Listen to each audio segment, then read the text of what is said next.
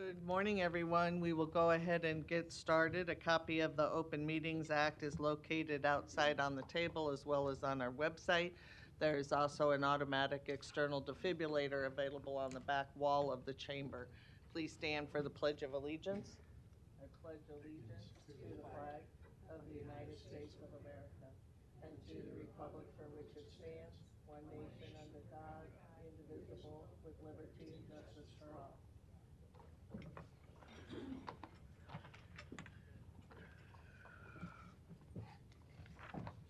We'll begin with the agenda for the Douglas County Board of Equalization. Roll call, please. Commissioner Boyle is absent. Commissioner Kavanaugh? Here. Commissioner Friend? Here. Commissioner Garcia? Here. Commissioner Morgan? Yes. Commissioner Rogers? Here. Madam Chair. Present. Item A, approval of the minutes of the Board of Equalization meeting held Tuesday, September 12, 2023. And item B, call for a meeting and set Tuesday, September 26, 2023 as a date for hearing on certified assessment corrections reflecting the addition of omitted property to the tax rolls or increased value on property. Is there a motion to approve A and B? Motion by Commissioner Morgan, second by Commissioner Rogers. Any questions or comments? Please vote.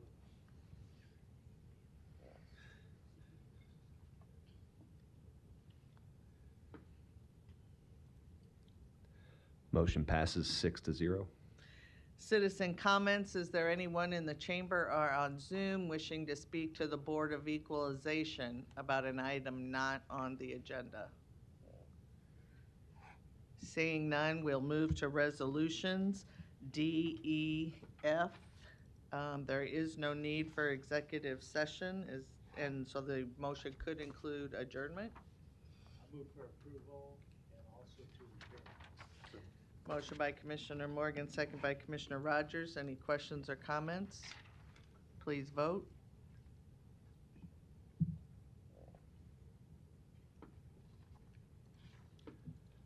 Motion passes 6-0. Next is our agenda for the Douglas County Board of Corrections. Roll call, please. Commissioner Boyle is absent. Commissioner Kavanaugh?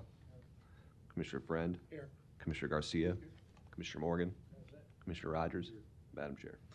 Present. Item A, approval of the minutes of the Board of Corrections meeting held Tuesday, August 22nd, 2023. Is there a motion to approve? So moved.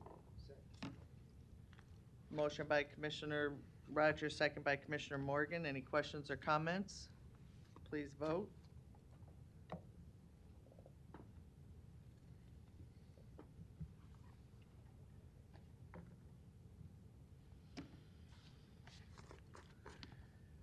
Motion passes 6-0. Next are citizen comments. Anyone wishing to speak to the Board of Corrections about an item not on the agenda?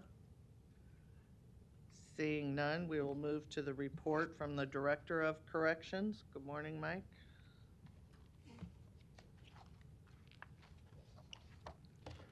Good morning, Commissioners. Michael Myers, Director of Corrections for Douglas County. You have before you our report for the month of August. Following enclosure number 1, administrative services, following the second month of the fiscal year, we are $785,850 under budget. There was $428,402 spent on overtime in August. That is an increase of about $70,000 from the previous month. And there were over $900,000 in bond payments which were processed. Enclosure number 2, Community Corrections and Reentry Services. The Sanctions Center and Transitional Discharge Center placed a total of 22 individuals in community corrections, saving the jail 112 bed days. Work release admitted 30 individuals, house arrest admitted 48. The Reentry Assistance Program, or RAP, admitted 34 individuals. 93 individuals were admitted to the various therapeutic community housing units in the jail. I know I sound like a broken record, but we are still working with the vendor and DOTComm on full integration for pretrial release data. And I'll just tell you that has been escalated, that process, due to the length of time that it's taking. There were 258 individuals placed on pretrial release. There were 1,162 individuals that were supervised over the course of the month in total on pretrial release. 470 individuals participated in 24/7 sobriety, and 154 individuals were supervised via GPS monitors, theoretically saving 3,655 jail bed days. There is additional data and new reports regarding our programs and outcomes from those programs in Enclosure 2, and I encourage you to take a look at those. Enclosure number 3, compliance. We are preparing for our upcoming American Correctional Association audit. We have 634 standards between the jail and community corrections that we will be held accountable for. Our audit is scheduled from the week of October 30th, and it'll run the balance of that week through November 3rd. Our accreditation will take place officially at the ACA Winter Conference in Washington, D.C. next January. And as of the date that I typed this, about 90% of all of our standard work has been done to document that we are in compliance and ready for audit. So we're coming down the very home stretch. Enclosure number 4, personnel. We did have a little bit of a rough month personnel-wise. I want to dwell on the positive first. We had 2 officers who retired, and I wanted to wish them well and congratulate them on their retirement. Both of these people I knew well and served the Douglas County in an honorable manner. Officers Juan Hernandez and Ronald Black both retired in August. Unfortunately, we did have a higher than normal number of personnel matters, which resulted in several involuntary separations, and we did have a total of 13 officers, including the 2 retirements, that left employment during August. We had 15 officers, however, who graduated the training academy on September 1st. As of July 31st, we were 97% staffed. I'm sorry, that should have said August. As of August 31st, we were 97% staffed among the correctional officer ranks. Christopher Crozel has celebrated his 20-year anniversary of service to the Douglas County Department of Corrections. And I want to congratulate Stacy Johnson and Song Quinetta Neal, who were both promoted to the rank of sergeant in August. And we are anticipating a class of more than 30 officers, which will be our final training academy of the year, which will begin next week. Enclosure number 5, population. There are 1,349 admissions. That's an increase of 51 over the previous month. There are 1,324 releases. Our high count was 1,174, and our low count was 1,113. Our average daily population did take a jump, up 51 to 1,141, which is not uncommon as we get to the end of the summer months. That tends to be our cycle. There were 72 custodial sanctioned bed days. That is a decrease. The U.S. Marshal population increased. The felony pretrial population increased. The misdemeanor pretrial population remained stable. Probation violations increased. Pardon me. 19% of our population were between the ages of 18 and 24. 68% of our population were minorities.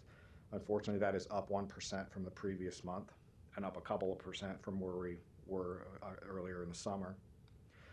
15% of our population were female, an increase of 2%, and 17% of our population were homeless or nearly homeless. Enclosure number 6, medical. We had 1,091 intake screenings, and there were 372 health and physical assessments. Inmates were sent out 23 times for emergent medical care. 8 of those were by 911. There were 6 hospitalizations, which resulted in 56 days of hospitalization. And commissioners, you've heard me say this before, those are, that's basically like adding 56 housing unit days to the jail, because we have to provide supervision of that individual depending on their custody level and their charges and their medical condition, sometimes with more than one officer at a time at the hospital round the clock. And that probably drove our increase in overtime this month. And there were 46 off-site specialty medical appointments. Enclosure number 7, mental health. There were 131 initial psychiatric assessments and 238 initial mental health assessments. There were 125 mental health infirmary placements, which are primarily suicide precautions. 187 individuals were placed on drug and alcohol withdrawal protocols. There were 14 Board of Mental Health referrals and 2 transfers to the Lincoln Regional Center. And 43% of our population was diagnosed with a mental illness, and that seems to be a pretty stable number over the past few months. Enclosure number 8, security operations and honor guard. Our crisis negotiation team had 8 deployments, 3 of which were joint deployments with our CERT team. Issues included attendance for court, compliance with showering, attendance of medical appointments both for inside and outside of the facility, cell extractions, and retrieval of a broken cane that could have been used as a weapon from an agitated individual.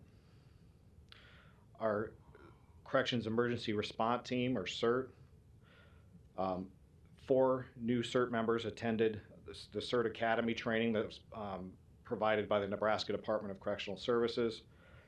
CERT was deployed 3 times, all of which I described above were in conjunction with the crisis negotiation team.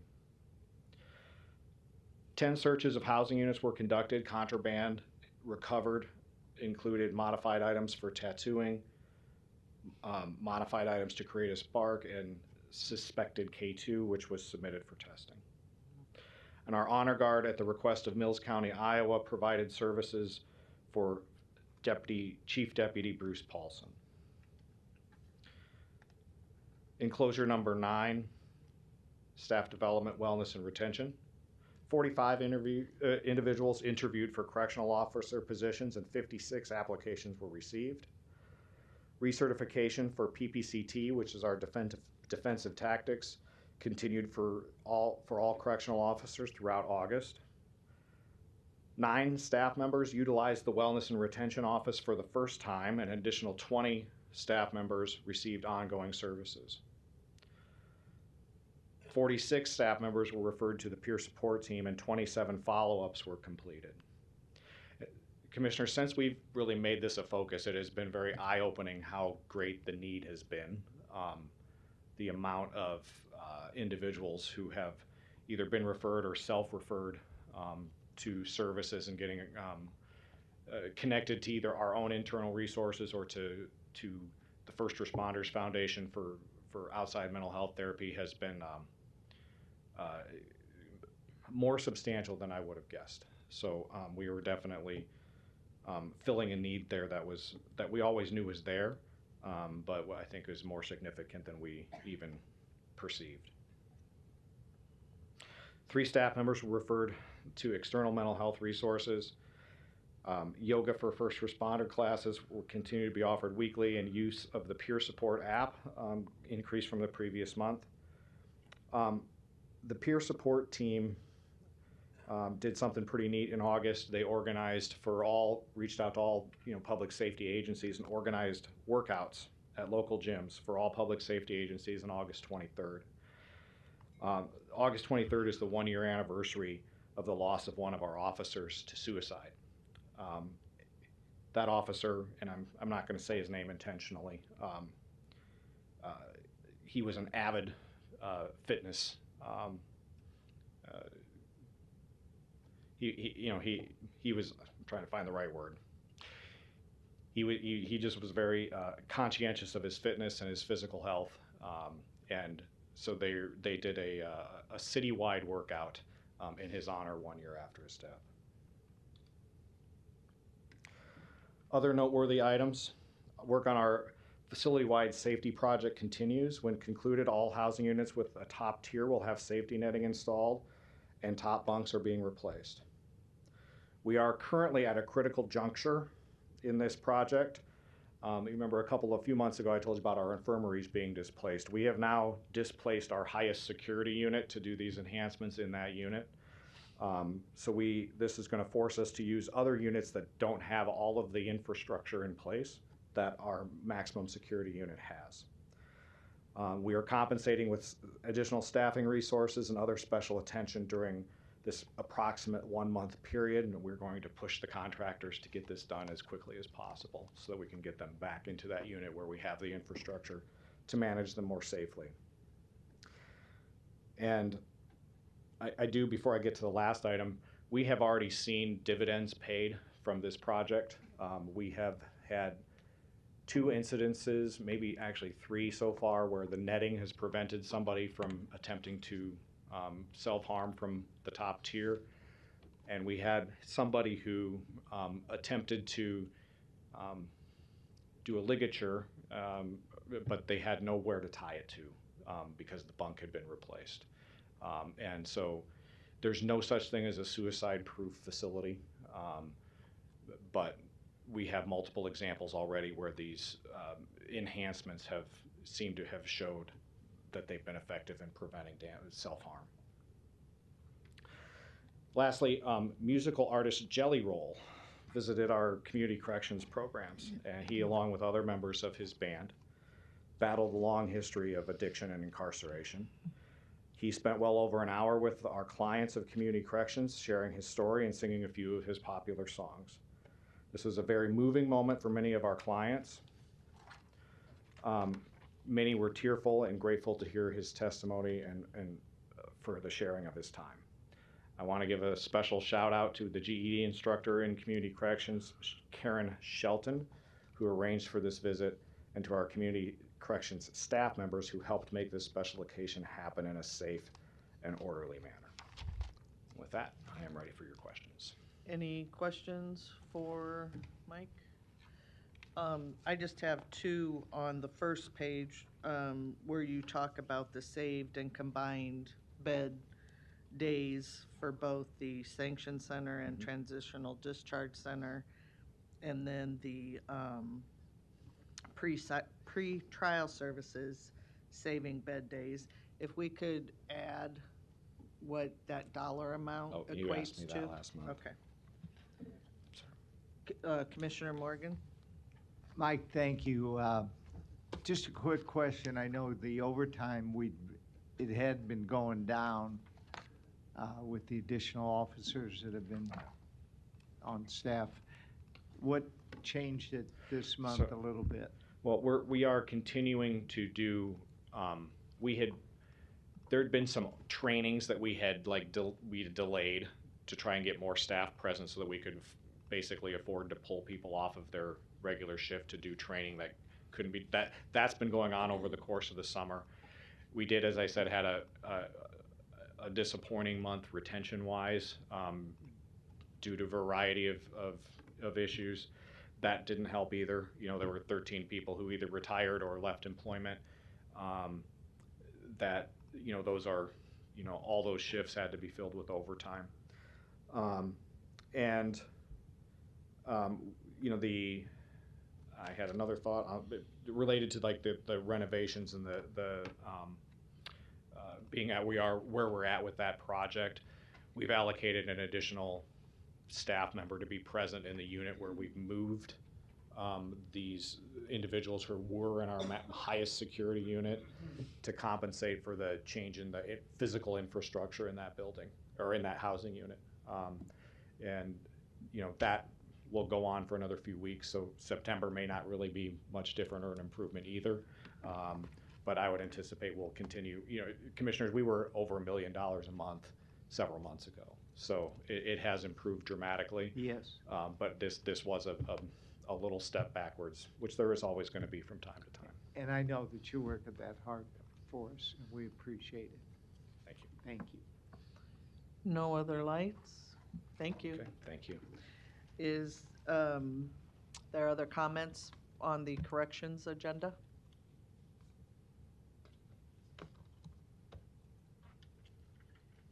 Larry Storr, 5015 Lafayette Avenue, Omaha 68132. Thank you, Mike, but I do have a question that maybe you can clarify for the citizenry. There's a mention in the Board of Corrections part of the agenda about national accreditation. And you've heard me talk about these things before, but when we pay dues and we go to meetings and we subscribe to accreditation by people that are outside of this county or outside of this state or outside of this city, are we in jeopardy of possibly losing any funding because we don't kowtow to their rules, regulations, policies, and procedures, resolutions and proclamations and training? If so, I think we need to back off on some of that. The concept of federalism under our Constitution separates what's not written in the Constitution and gives it to the power of the states. That doesn't mean that we go back and join federal or national organizations to run our state or corrections. It might sound silly to you guys, but it's a discussion that probably ought to be held if we honor the Constitution, which, by the way, Sunday was Constitution Day. Thank you, but maybe Mike can clear up just how much responsibility we have to follow their things. Thank you. Commissioners, Michael Myers, Director of Corrections for Douglas County. The American Correctional Association is not a governmental body. It is a professional association which produces standards which are reviewed every 6 months and updated according to changes that are occurring throughout the country. Whether those be legal changes, just, it could be anything from, the rise of fentanyl is going to change how we do business.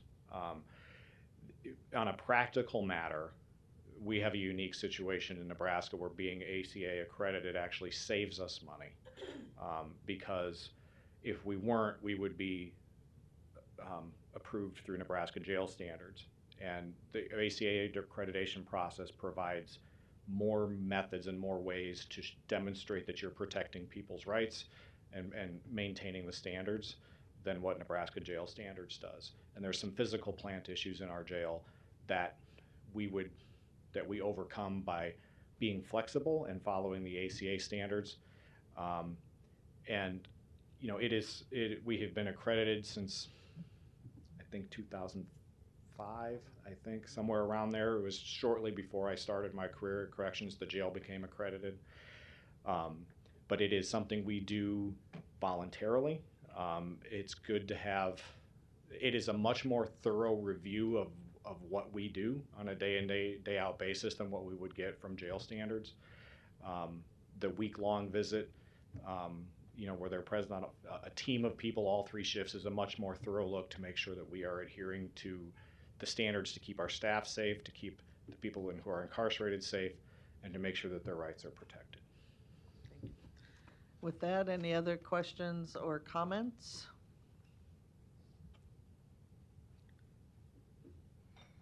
Good morning, Commissioners. Jaquela Yarbrough, 2417 Burdette Street. Just a few questions I had to follow up with the pretrial release data. Was just scrolling through the report, and I cannot consistently find, even on the internet. I was wondering, are there any data sets available, anything that we keep specifically tracking the race and ethnic demographics of the individuals who are being granted pretrial release? Is there like a central board that decides who gets pretrial release, who does not? And is there a way for us to take a look at least that data for the past 3 to 5 years so we can get an idea of the trend? Because I hear that there is essentially progress being made to make sure that there's a more equitable process being instated. That's just not necessarily been made public data. And so essentially those are my questions. As I hear it alluded to, it sounds like, and forgive me if I'm not pronouncing this right, but it sounds like DOTComm had some type of data on pretrial release. I was wondering if there was a tentative date that the public could expect that data to be available. And also, I'm interested in what framework are we as a county using to create a more equitable condition when it comes to pretrial release. And so that's all I have this morning. Thank you.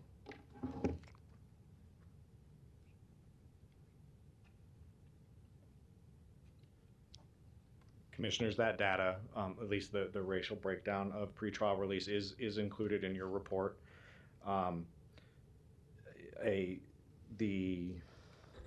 We have the number of individuals released by supervision level, the number of individuals released by race. It is on page 19 of your report. I'm going to start needing glasses pretty soon. It about typical. So we've been at this. You know, we did pretrial just under a year ago. We launched. It was right at the end of September of last year. We have data in your report from January forward, and it appears that it's consistently around 42 to 43%, 44 being the highest of people on pretrial release who were Caucasian. So that would mean that about 60 or the high 50s, 56 to 58% are minorities who are being placed on pretrial release.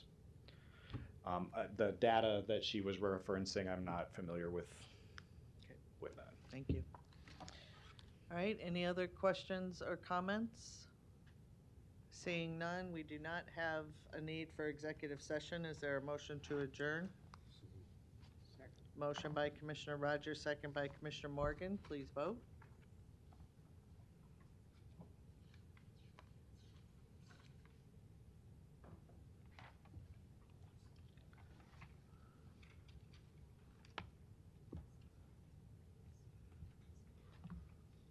Motion passes 6-0.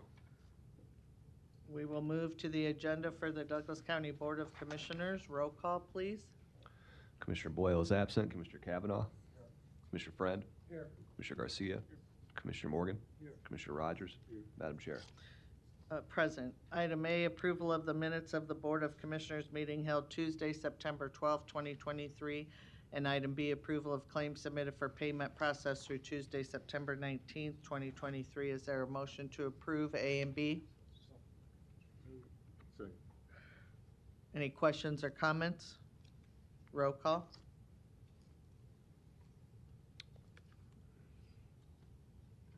Oh, sorry. You could, Please no, you're vote, fine. yeah.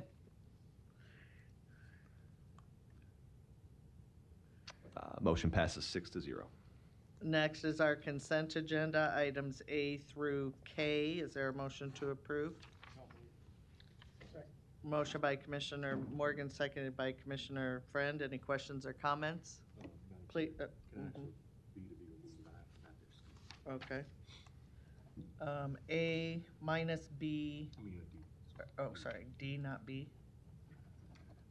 All right, so the consent is A through K minus D. Is there a motion to, or is the maker and the second okay with that? Yes, it's fine. All right, please vote. One moment, please.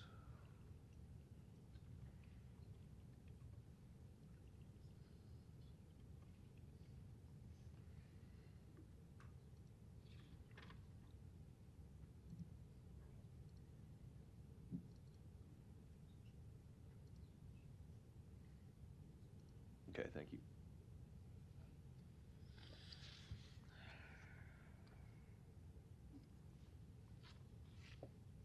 Commissioners Rogers and Morgan. Motion passes 6-0. Next is item D. Is there a motion to approve? Motion by Commissioner Morgan, second by Commissioner Friend. Questions or comments? Please, go ahead.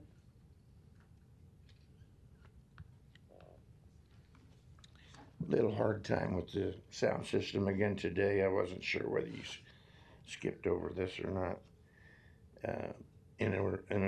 On the vote, closing it to comments. Some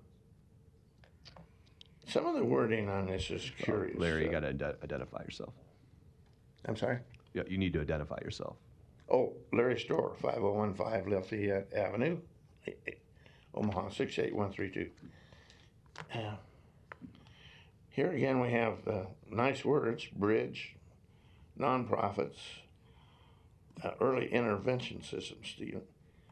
You know, that implies that you're intervening before somebody gets in trouble. I guess you're talking about youthful offenders.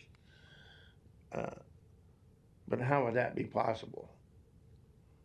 It must mean after they've been detained, released, and asked to come back for a meeting, something like that. All fine and good. But the transparency of it is what I'm talking about. And nonprofits. You know, the other day on the national news, oh my God, people were screaming and hollering because nonprofit funding for daycare is gone away. And I think I've said something about those things in the past. That, what are you going to do when the money dries up? Made the national news.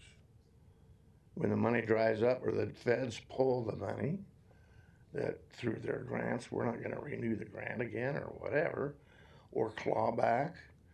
What are you going to do when the money runs dry? Thank you. Okay. No other lights? Please vote.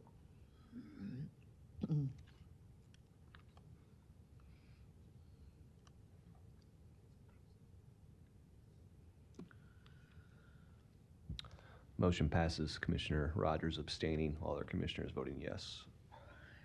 Next, we have a resolution honoring the life of Omaha attorney and our lobbyist, Mike Kelly, upon his recent passing. And so, Sean, if you want to come forward, we'll go ahead and read the resolution.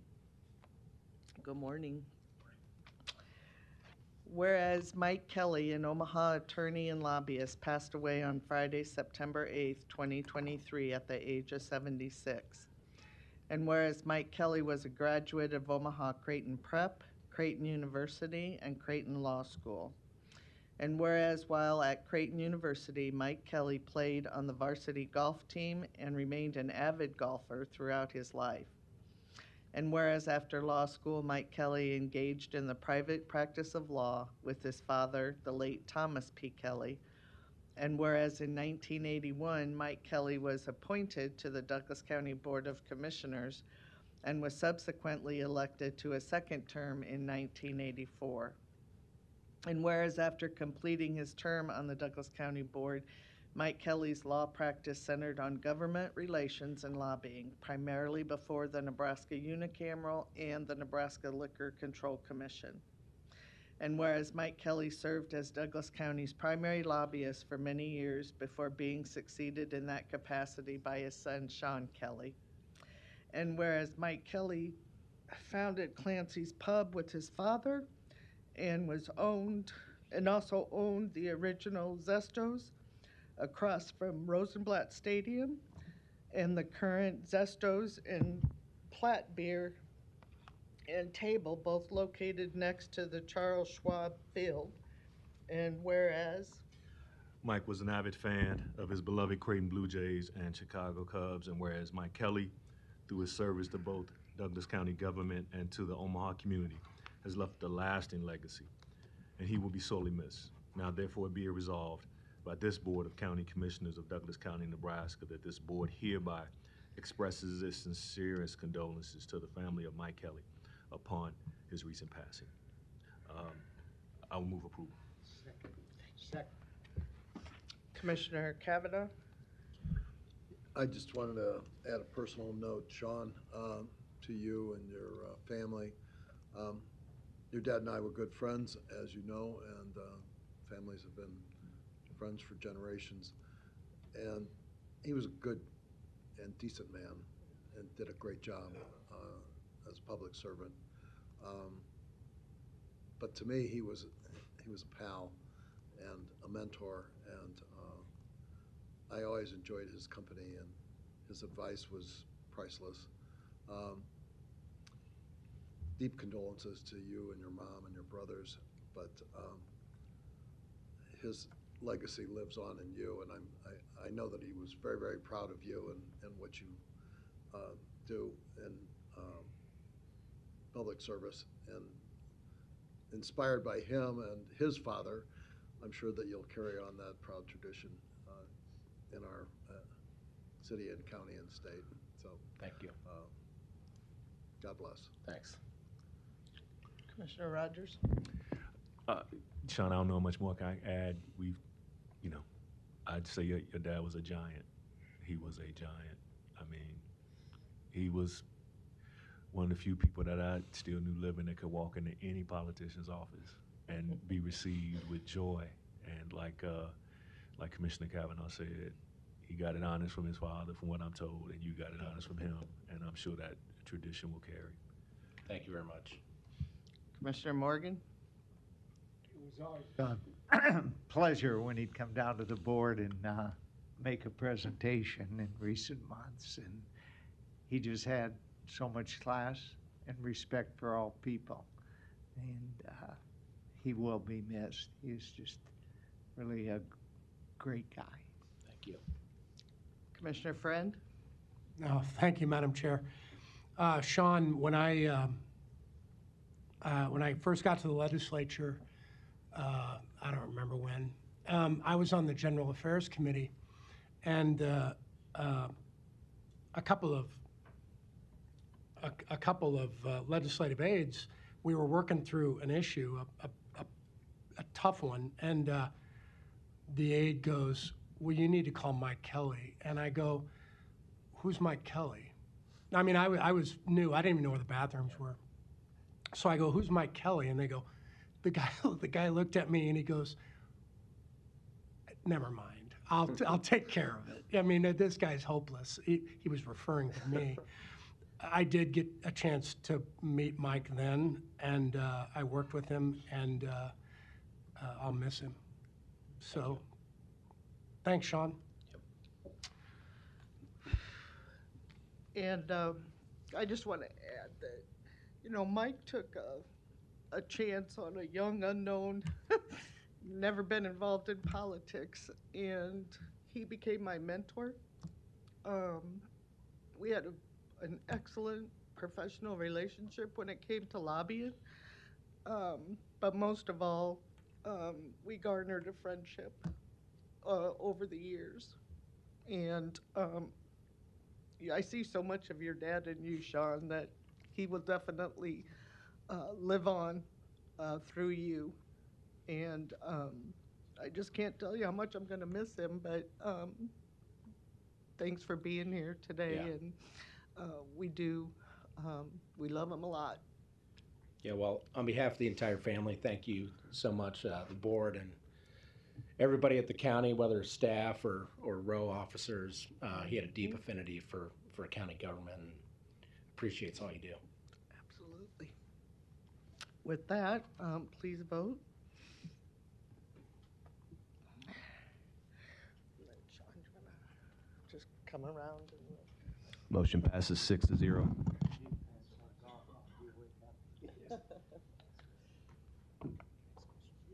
Yeah, thank you so much.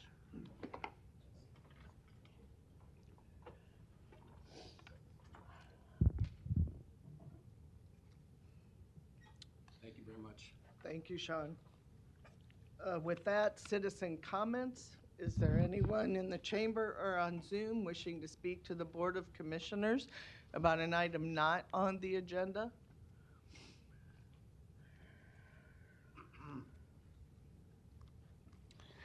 Larry Store, 5015 Lafayette Avenue, Omaha 68132. Yesterday was the anniversary of the signing and reading of the United States Constitution, which is the supreme law of the land. Anything not in that is reserved to the states and local government. But I'd like to take an opportunity, because it was today, to bring up a discussion that does need to be held in Omaha across the nation. And that is regarding the Muslim community. I follow Dr. Mark Christian, and I do believe, as he does, and other people that write about it, that Muslims are victims of a political system. There was no race of Muslims before Muhammad. And Muhammad took over, got to power through murder and mayhem, and he and his followers over the years promulgated a lot of practices under Islamic, not Muslim, Islamic. Be clear about that. There's a difference. They're antithetical to our Constitution and our culture. But a lot of people seem to think we need to welcome them with open arms. There was a program on KFAB yesterday that opened the discussion, so it's not just me, about Muslims in Omaha and the freedom of speech, freedom of religion. The fact is, it is not a true religion, it's a political system. So we hope that that conversation is open for round-robin discussions. Dr. Mark Christian is a converted Muslim, and he does preach peace, but it's very difficult to open conversations with the Muslim community because they're very private. I'd like to enter that into the record for the statements that I made. It's not just his words either. That's national words. The other thing is we had a gentleman a couple of times that stood up and interrupted the proceedings with point of order, point of privilege. Well, if you do the research, Robert's Rules of Order and Parliamentary Law, that procedure is for people like yourselves that are members of this committee, not for people in the audience to stand up and interrupt and declare that they were teachers and they taught you and they taught the state legislature. If he does that again, I think you should call him to task on that. I did some research. Here's some copy.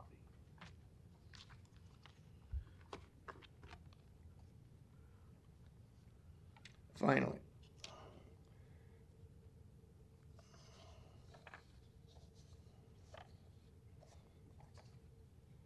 I guess I did skip over something. This is an email I sent out in regards to the Muslim thing and the discussion on the radio yesterday. And that's from Dr. Mark Christian. And Larry, I'm actually going to cut you off right now. I'm done. And good, because that was nothing but pure racism. Thank you very much, ma'am. That is And, not pure so you rhetoric can of sit mine down only. now. That Thank is you. true. That's not, you're not That going to is be true. able or allowed to come That's to the why it podium needs to be again open to and discussion. talk like that. So thank you.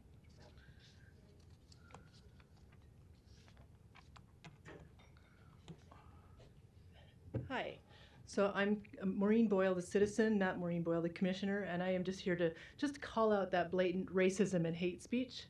I just want to make sure that people know, the citizens know, that the county commissioners cannot respond to items as commissioners when we are sitting there listening to things like this, and I refuse to sit down and accept it. So as a citizen, I am saying that I refuse to be complicit in these items that have to do with such blatant racism, and I'm calling my neighbor out. No, Larry, sit down. I'm calling my neighbor out. So Sit down, Larry. so I'm calling my neighbor out. There is nothing to say. I mean, this country was built on religious freedom and ethnic diversity. So I think we need to be tolerant of that, and anything short of that is unacceptable in this country. So as a citizen, I'm come out and saying that. Now I'm going to take my seat as a commissioner. Thank you. And just so again, Larry understands that you will not be allowed to make comments such as those ever again at this podium. All right, so with that, we'll move on to committee reports. The first is the Finance Committee, the budget report as presented. We'll move to Human Resources, the weekly personnel report from Civil Service as presented. No legislative items at this time. We do have need for an executive session for litigation and legal advice. Is there a motion to go into executive session? Please vote.